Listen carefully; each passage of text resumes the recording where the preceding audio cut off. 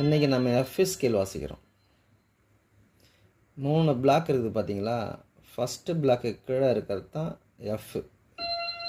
இதுதான் எஃப் ஸ்கேலுன்றாங்க. இதில் எது நம்ம வாசிக்கிறோம்? சி, டி, இ, எஃப், ஜி, ஏ, பி, சி. சி, பி, ஏ, ஜி,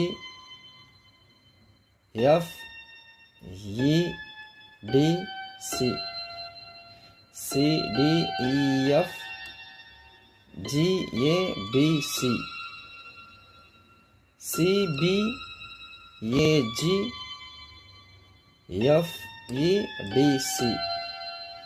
சரி, க, ம, ப, த, நி, சா, த, நி, த, ப, ம, க, ரி, சா.